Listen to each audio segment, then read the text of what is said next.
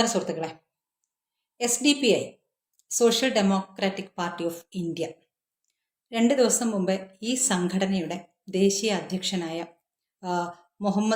Moidutty ഫൈസിയെ arrest ചെയ്തു. ED arrest ചെയ്തു. ഇപ്പോൾ ഇന്ന് 14 ഇടങ്ങളിലായിട്ട്, ഇന്ത്യയിൽ ഒട്ടാകെ 14 ഇടങ്ങളിലായിട്ട് ED ഈ പാർട്ടിയുടെ ഓഫീസുകളിലും കേന്ദ്രങ്ങളിലും റെയ്ഡ് നടത്തുകയാണ് എന്നാണ് വാർത്ത. അപ്പോൾ കേരളത്തിൽ അത് മലപ്പുറത്തും തിരുവനന്തപുരത്തുമാണ് നടത്തിക്കൊണ്ടിരുന്നത്. മലപ്പുറത്ത് അത് ED റെയ്ഡിന് ശേഷം പോകുമ്പോൾ ഗോബാക്ക് വിളിച്ചുകൊണ്ട് കുറേ ആൾക്കാർ പുറകെ പോയിന്നും കുന്നുമ്മൽ ജംഗ്ഷൻ എന്ന സ്ഥലം വരെ പോയിന്നും പിന്നെന്താ കുന്നായതുകൊണ്ടാണോന്ന് അറിയില്ല, അവിടെ നിന്ന് തിരിച്ചു പോകുന്നു എന്നുള്ളതുമാണ് വാർത്ത. അപ്പോൾ എന്തായാലും ഈ 14 സ്ഥലങ്ങളിലും ഒന്നിച്ച് റെയ്ഡ് നടന്നിട്ടുണ്ട്. ഈ റെയ്ഡിനും അറസ്റ്റിനും കാരണം എന്താണെന്ന് വെച്ചാൽ രാജ്യവിരുദ്ധ പ്രവർത്തനങ്ങൾക്കുള്ള ഫണ്ടാണ് പ്രശ്നം. PFI എന്ന നിരോധിത സംഘടനയുടെ കോടിക്കണക്കിന് വരുന്ന ഫണ്ട് SDPIക്ക് കൈമാറി എന്നാണ് ED കണ്ടെത്തിയിരിക്കുന്നത്. അപ്പോൾ അതിൻ്റെ ദേശീയ അധ്യക്ഷനെ അതുകൊണ്ടാണ് അറസ്റ്റ് ചെയ്തിരിക്കുന്നത്. PFIയും SDPIയും തമ്മിൽ ഒരു വ്യത്യാസവും ഇല്ല എന്നുള്ളതാണ് ED കണ്ടെത്തിയിരിക്കുന്നത്. SDPIക്ക് ഒരു രാഷ്ട്രീയ സംഘടനയുടെ മുഖം നൽകിയെന്ന് മാത്രമേ ഉള്ളൂ. അത് നമുക്ക് മനസ്സിലാവുകയും ചെയ്യും. PFI വേദികളിൽ നിറഞ്ഞു നിന്നിരുന്നതാണ് ഈ ശ്രീമാൻ ഫൈസി എന്ന് പറയുന്ന ആള്. അപ്പോൾ അതേപോലെ തന്നെ PFI വേദികളിൽ നിറഞ്ഞു നിന്നിരുന്ന ഒരാൾ കേരളത്തിലുണ്ട്, മറന്നു പോരുത്, ഡോക്ടർ ഫസൽ ഗഫൂർ. ഞാനൊരു വാചകം വായിക്കാം. What I am trying to tell you is that Popular Front should try to build up more leaders. For that, these sort of seminars are very much required. പറഞ്ഞത് ഈ പറഞ്ഞ അസ്ത്രം ഗഫൂർ എന്ന് പിന്നീട് കുപ്രസിദ്ധി ആർജിച്ച ഡോക്ടർ ഫസൽ ഗഫൂറാണ്. PFIയുടെ വേദിയിലാണ് പറഞ്ഞത് 4 വർഷം മുമ്പ്. അന്ന് പറഞ്ഞത് ഓരോ രാഷ്ട്രീയ പാർട്ടിയുടെയും ശതമാന കണക്കുകളൊക്കെ വെച്ചുകൊണ്ട് വളരെ കൃത്യമായി കാൽക്കുലേറ്റ് ചെയ്തിട്ടാണ് ഡോക്ടർ ഫസൽ ഗഫൂർ ഇത് പറഞ്ഞിരിക്കുന്നത്. ഈ നമ്മൾ എന്ത് ചെയ്യണം എന്ന് വെച്ചാൽ പോപ്പുലർ ഫ്രണ്ട് കൂടുതൽ നേതാക്കളെ ഉണ്ടാക്കിയെടുക്കണം. Popular Front should try to build up more leaders. നമുക്ക് ലീഡേഴ്സ് ഇല്ല, അതുകൊണ്ട് ഇവിടെ ഗ്രൂം ചെയ്ത് എടുക്കണം ഈ പോപ്പുലർ ഫ്രണ്ടിൻ്റെ ലീഡേഴ്സിന്. തമിഴ്നാട്ടിലെ ഒരു DMKയിൽ ഒരാൾ മാത്രമേ ഉള്ളൂ മുസ്ലിമായിട്ട്, അല്ലെങ്കിൽ മുസ്ലിം തീവ്രവാദിയായിട്ട് എന്നൊക്കെ പറയുന്നുണ്ട്. തീവ്രവാദിയായിട്ട് എന്നല്ല പറഞ്ഞത്, ഇവിടെ നമ്മളുടെ ആളായിട്ട് DMKയിൽ ഒരാൾ മാത്രമേ ഉള്ളൂ. ഇത് പോരാ, നമുക്ക് കൂടുതൽ ആൾക്കാരെ ഉണ്ടാക്കിയെടുക്കണം എന്നാണ് ആ വേദിയിൽ ഡോക്ടർ ഫസൽ ഗഫൂർ പറയുന്നത്. അന്ന് പറഞ്ഞത് അതിൻ്റെ കൂട്ടത്തിലൊരു കാര്യം പറയുന്നുണ്ട് കേട്ടോ. 1980കളോടുകൂടി കോൺഗ്രസ് എന്തായി, ഹിന്ദു ആഭിമുഖ്യമുള്ള പാർട്ടിയായി തീർന്നു. ആ സമയത്ത് വാജ്പേയി ഇന്ദിരാഗാന്ധിയെ ദുർഗ എന്ന് വിളിച്ചു എന്നൊരു പ്രസ്താവന കൂടി മൂപ്പര് നടത്തുന്നുണ്ട്.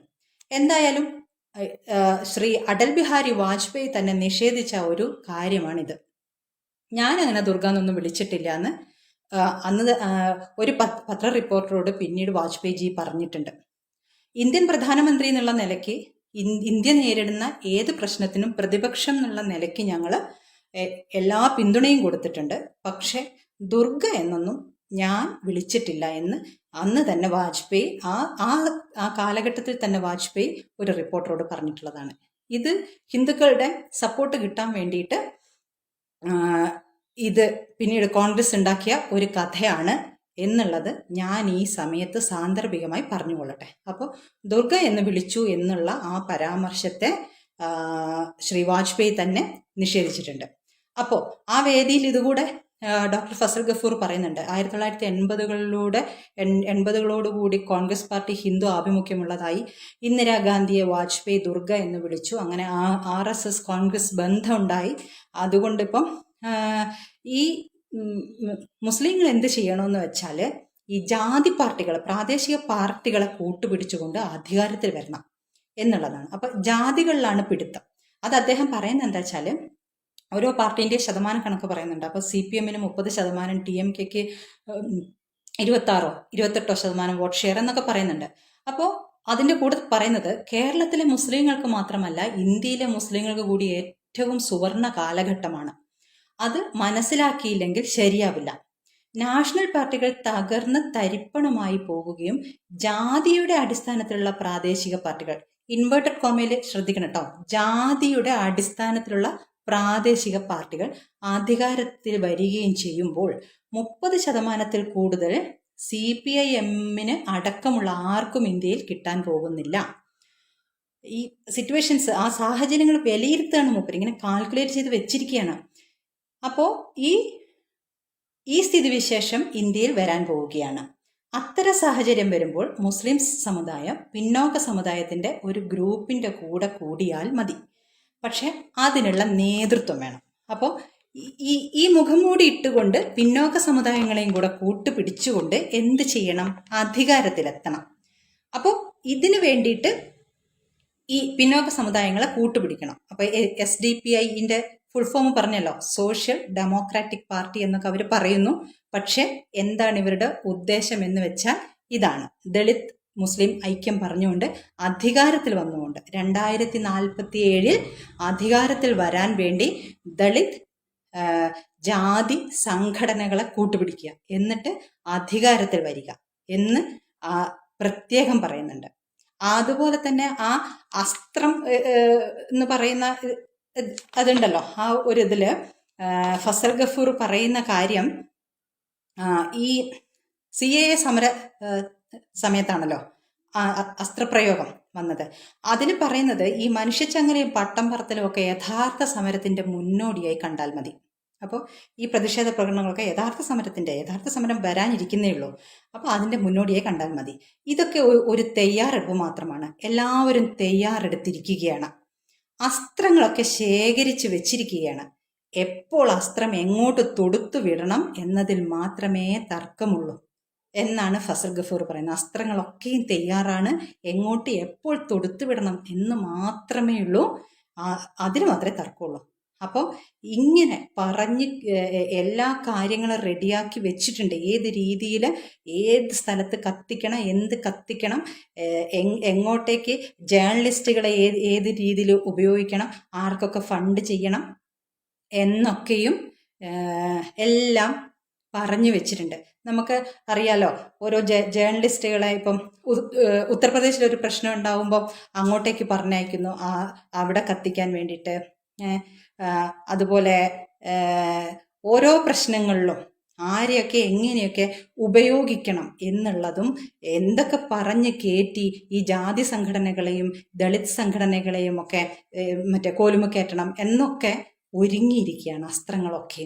അപ്പോൾ ഇവർ ഇടയ്ക്കിടയ്ക്ക് ജയ് ഭീം എന്നൊക്കെ പറഞ്ഞുകൊണ്ട് ദളിത് സംഘടനകൾക്ക്, ഈ അംബേദ്കർ എന്ന് പറഞ്ഞാൽ ഇവർ വിചാരിക്കുന്നത് ദളിത് സംഘടനകൾ ജയ് ഭീം, അംബേദ്കർ ജയന്തി ആഘോഷിക്കുന്നു എന്നൊക്കെ കണ്ടാൽ ദളിത് സംഘടനകൾ ഈ മുസ്ലിങ്ങളുടെ പിറകെ പോവല്ലോ.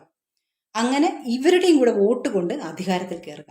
2047 ഈ ആദ്യം കേരളം ഭരിക്കുക, 2047 ഇന്ത്യ ഭരിക്കുക എന്നുള്ളതാണ് ഈ PFIയുടെ പ്ലാൻ എന്നുള്ളത് തന്നെ. അത് നടപ്പാക്കാനുള്ളതാണ് SDPI എന്ന് പറയുന്നത്. അപ്പോൾ അതിൻ്റെ ഖലീഫയാണ് ഇപ്പോൾ അറസ്റ്റ് ചെയ്തുകൊണ്ട് പോയിരിക്കുന്നത്. അപ്പോൾ കോടതി വിധി ആശ്രയിച്ച് മാത്രമൊന്നുമല്ല നിൽക്കുന്നത്.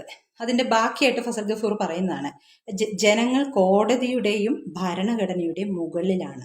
മനസ്സിലായില്ലേ? ഇപ്പോൾ ബംഗ്ലാദേശിൽ കണ്ടില്ലേ, അവിടുത്തെ പ്രധാനമന്ത്രിൻ്റെ അടിവസ്ത്രം വരെ ഇട്ടുകൊണ്ട് കളിച്ച ഡാൻസ് നമ്മൾ കണ്ടല്ലോ. അതുപോലെ ഭരണഘടനയും കോടതിയും യാതൊരുവിധ ഔദ്യോഗികമായ സ്ഥാപനങ്ങളെയും ബാക്കി വെക്കാതെ ഒരു കലാപം ഉണ്ടാക്കുക, ജനങ്ങളെ ഈ ഭരണഘടനയെ അട്ടിമറിക്കാൻ പ്രേരിപ്പിക്കുക.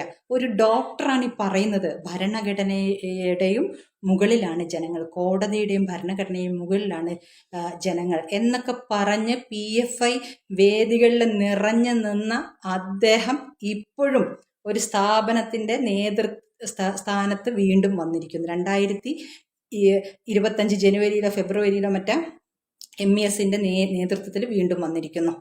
അപ്പോൾ ഈ പൊതുവേദികളിൽ മതേതരത്വം പറയുന്ന, എന്നാൽ ഇന്ത്യയിൽ ഇസ്ലാമിക ഭരണം സ്വപ്നം കാണുന്ന ഫസൽ ഗഫൂറിന്റെ യഥാർത്ഥ മുഖമാണ് ഈ പറഞ്ഞത്.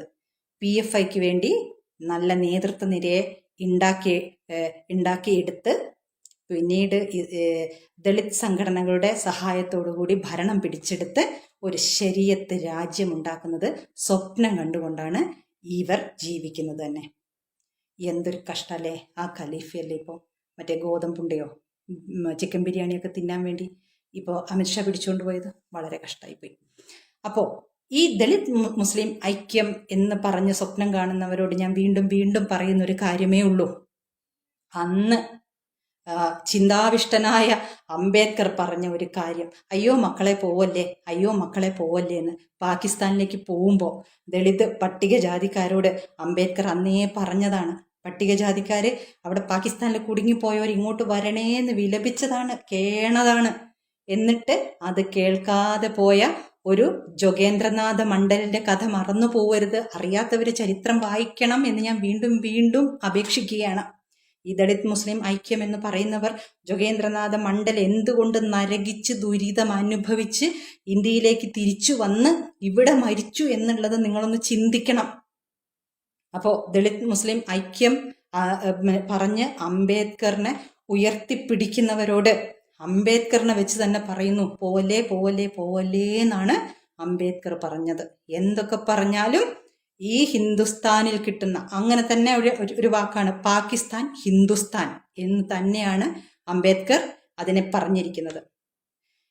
ഹിന്ദുസ്ഥാനിലെ ഹിന്ദുക്കളോടുള്ള വിദ്വേഷം കൊണ്ട് അങ്ങോട്ട് പോവല്ലേ എന്ന് പറഞ്ഞതാണ്. അതുകൊണ്ട് ആ സാമൂഹ്യ അവസ്ഥ മനസ്സിലാക്കിക്കൊണ്ട് അന്ന് പറഞ്ഞ അതേ ആ ഒരു പറ്റിപ്പാണ് ഇപ്പോഴും നടപ്പാക്കുന്നത് ദളിത് മുസ്ലിം ഐക്യം എന്ന് പറഞ്ഞുകൊണ്ട് എന്നുള്ളത് മനസ്സിലാക്കിക്കൊണ്ട് നമ്മുടെ രാഷ്ട്രത്തിൻ്റെ ആ നല്ല ഭാവിക്ക് വേണ്ടി, നല്ല അതിർത്തികൾക്ക് വേണ്ടി, നമ്മുടെ രാഷ്ട്രത്തിൻ്റെ കെട്ടുറപ്പിന് വേണ്ടി എല്ലാവരും ഒരുമിച്ച് നിൽക്കണം. അത് എല്ലാവരും, ഭാരതീയൻ എന്ന് പറയുന്ന എല്ലാവരും ഒരുമിച്ച് നിൽക്കണം എന്നുള്ളതാണ് അപേക്ഷ. രാഷ്ട്രായ സ്വാഹ ഇദം നമഃ.